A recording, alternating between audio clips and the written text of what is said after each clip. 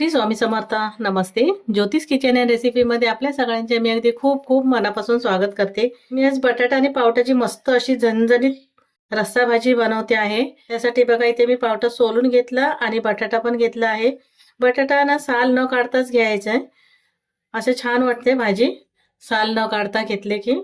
तर लगेच आपण आता रेसिपीला सुरुवात करूया. मी इथे भाजीसाठी एक छोटासा मसाला काढून घेते. जास्त पण मसाला नाही घालायचा. त्यासाठी बघा थोडीशी कोथिंबीर घेतली आहे. मोठभर कोथिंबीर आहे. खोबरं घेतलंय, एवढा एक तुकडाच आहे हा. कापून घेतलाय मी. सुकं खोबरं घेतलंय. त्या जागी ओलं खोबरं घेतलं ना तरीही चालेल. ओलं किंवा सुकं दोन कुठचंही चालेल. इथे कोथिंबीर घेतले, खोबरं घेतलंय असं कापून. 4-5 लसूणच्या कळ्या घेतल्या आहेत. थोडासा आल्याचा तुकडा घेतलाय आणि एक हिरवी मिरची घेतलीये. पाणी न घालता हे मी वाटण करून घेणार आहे. आता सगळ्यात पहिलं मी गॅसकडे जाऊया आपण. इथे गॅसवर मी कढई ठेवली आहे. थोडस अर्धा चमचा एवढं तेल घालून घेते. जास्तही नाही घालायचंय. तेल थोडस गरम झालं की पावटा आणि बटाटा घालून घ्यायचंय. थोडस मीठ घातलं, पाव चमचा एवढं मिक्स करून घेते. व्यवस्थित असं मिक्स करून घ्यायचं जेणेकरून मीठ सगळीकडे असं लागेल. इथे पाणी वगैरे घालणार नाहीये. वाटण करते तोपर्यंत मी झाकण ठेवून शिजवून घेते. इथे मी हा मसाला वाटून घेतला. थोडस पाणी घातलं, 1 ते 2 चमचे एवढं. ओलं खोबरं असेल ना तर नाही घातलं तरी चालेल, पण सुकं खोबरं होतं ना त्याच्यामुळे मी 2 चमचे एवढे पाणी घातलं आणि वाटून घेतलं. हा मसाला बाजूला ठेवते. आता आपण जाऊया गॅसकडे. मसाला वाटेपर्यंत मी वाल आणि पावटा आणि बटाटा थोडस वाफेवर शिजून घेतलंय. ते काढून घेते. असं छान चवीला लागतात. गॅसवर मी परत कढई ठेवली आहे आणि तेल घालून घेते.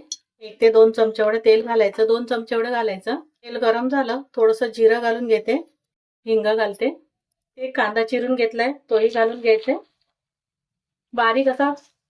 छोटा असेल तर 2 कांदे घ्यायचे, मोठा असेल तर 1 घेतलं तरी चालेल. इथे थोडासा कढीपत्ता घातला. आता कांदा हलकासा लाल करून घ्यायचा. इथे आता कांदा हलकासा लाल झालाय. त्यामध्ये मी एक टोमॅटो चिरून घेतला, तो घालून घेते. व्यवस्थित असं मिक्स करून घेतला. गॅस थोडं कमी करते. झाकण ठेवते मी आणि टोमॅटो शिजवून घेते. इथे टोमॅटो घातलेला आणि शिजत ठेवलं होतं. झाकण काढून घेते. टोमॅटो शिजला गेलाय.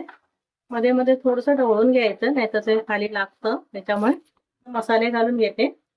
हळद घातली पाव चमचा. लाल तिखट घालून घेतला. अर्धा चमच्यापेक्षा पण कमी घेतलाय. धना पावडर घेतले, ती घालून घेतली. इथे मी कांदा लसूण मसाला घेतलाय, 1 चमचा आहे, तो पण घालून घेतला. त्याच्यामुळे मी लाल तिखट थोडं कमी घातलंय. व्यवस्थित असं मिक्स करून घ्यायचंय. एखादा मिनिट परतून घ्यायचं मसाले घातल्यावरती. मसाले घातलं, एखादा मिनिट मी परतून घेतलं टोमॅटो कांद्यासोबत तेलावरती. आणि आता जो वाटून घेतलेला मसाला होता तो घालून घेते. तो पण कांद्या टोमॅटो सोबत असं परतून घ्यायचंय. 1 ते 2 मिनिटं आधी परतून घ्यायचं असं. एखादा मिनिट मी परतून घेतलं मसाला घालून. आता जे मिक्सरच्या भांड्यामध्ये मसाला वाटलेला ना, मी भांडं धुवून घालते, कारण मसाले जळू नये. त्यासाठी थोडंसं पाणी घालून घेतलं फक्त. आता आपल्याला छान असं तेल सुटेपर्यंत परतून घ्यायचंय. इथे बघा मसाला तेल सुटेपर्यंत परतून घेतलाय, कारण आपण कच्चच वाटून घेतलेलं खोबरं होतं, लसूण वगैरे. त्याच्यामुळे चांगलं तेलावर असं परतून घ्यायचं. मस्त एक असा सुगंध येतो मसाल्याचा, आपण जो मसाला वाटून घेतला त्याचा. आता हे पावटा आणि बटाटा घालून घेते मी. मीठ घालून घ्यायचे चवीप्रमाणे. पावट्यामध्ये थोडंसं पाव चमचा एवढंच घातलेलं. आता जसं भाजी असेल त्याप्रमाणे घालून घ्यायचं. परत एकदा मी मिक्स करून घेते. मीठ घातलं मसाल्यासोबत असं परतून घ्यायचं 1 ते 2 मिनिटं. इथे मसाल्यामध्ये पावटा घातला, बटाटा आणि पावटा 2 मिनिटं परतून घेतलंय. तोपर्यंत आपण पाणी गरम करत ठेवायचं बाजूला गॅसवर. मी इथे गरम पाणी घालून घेते. भाजी असेल त्याप्रमाणे आणि तुम्हाला किती घट्ट पाहिजे पातळ पाहिजे त्याप्रमाणे पाणी घालून घ्यायचं. थोडंसं गरम मसाला घालून घेते.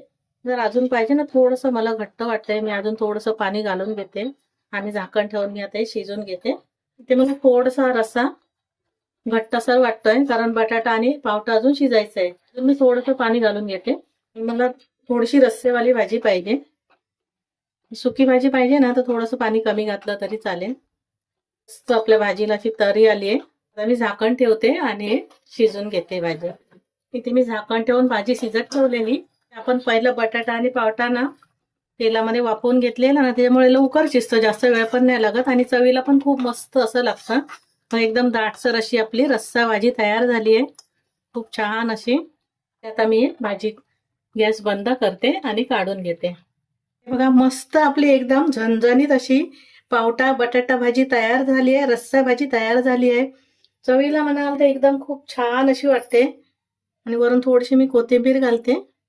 तुम्हाला माझी रेसिपी आवडली असेल तर लाईक करा, शेअर करा आणि सबस्क्राईब करा. पुन्हा भेटू आपण अशाच एका नवीन व्हिडिओ सोबत. थँक्यू, धन्यवाद.